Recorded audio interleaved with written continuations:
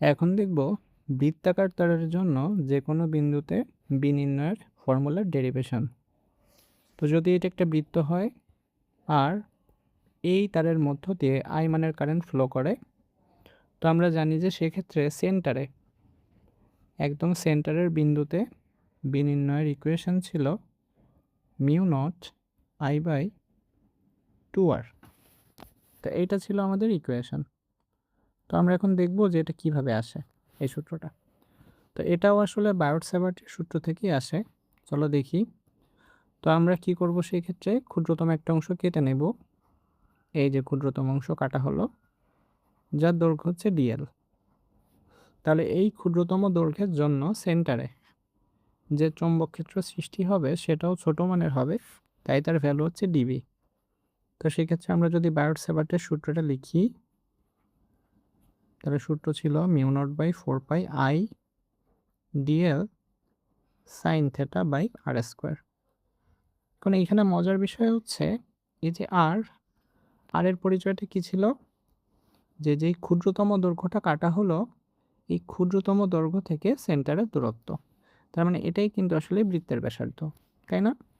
আবার দেখো থেটার পরিচয় ছিল কারেন্ট যেদিকে ফ্লো করবে সেইটা এবং আর ভেক্টরের মধ্যবর্তী কোণ। তো এইটা যদি আমার আর ভেক্টর হয় এটা, আর কারেন্ট ফ্লো করতেছে কিন্তু তোমার স্পর্শক বরাবর, তাই না? যে কোনো বিন্দুতে তুমি যদি কারেন্টের ডিরেকশন দেখো সেটা কিন্তু স্পর্শক বরাবর এটা। তাহলে দেখো এই মধ্যবর্তী কোণ কিন্তু 90। তার মানে এখানে আমরা থেটা না, এখানে আমরা বসাতে পারবো সাইন 90। আবার এই যে আর যেখানে বসাচ্ছি সেটার এখানে বসাই দিব বৃত্তের ব্যাসার্ধ, ঠিক আছে? এখন যেহেতু আমাদের পুরো তারের জন্য সেন্টারে বি বের করতে হবে, তাহলে আমরা দিব ইন্টিগ্রেশন। তাহলে পড়ে থাকবে mu naught I by 4 pi r square, যেহেতু এগুলো সবই তো কনস্ট্যান্ট আর সাইন 90 এর মান তো 1, তাহলে শুধু পড়ে থাকে ডিএল, তাই না? এবার তুমি একটু বলো তো যে ডিএল মানে তো ছিল এই ছোট অংশের দৈর্ঘ্য। তো আমি যদি একে ইন্টিগ্রেশন করি, মানে এটাকে বড় করে ফেলি, পুরো তারটা নেই, এই যে পুরো তার ডিএলকে যদি ইন্টিগ্রেশন করি তাহলে তো পুরো তারের লেন্থ বসে যাবে, তাই না? পুরো তারের লেন্থ আসলে কত? পুরো তারের লেন্থ মানে কি পরিধি না, বলো? ওই যে ছোট অংশ ছিল সেটাকে আমি পুরা তারের দৈর্ঘ্য হিসেবে কনভার্ট করব, মানে ইন্টিগ্রেশন করব এমনভাবে যেন পুরা তার চলে আসে।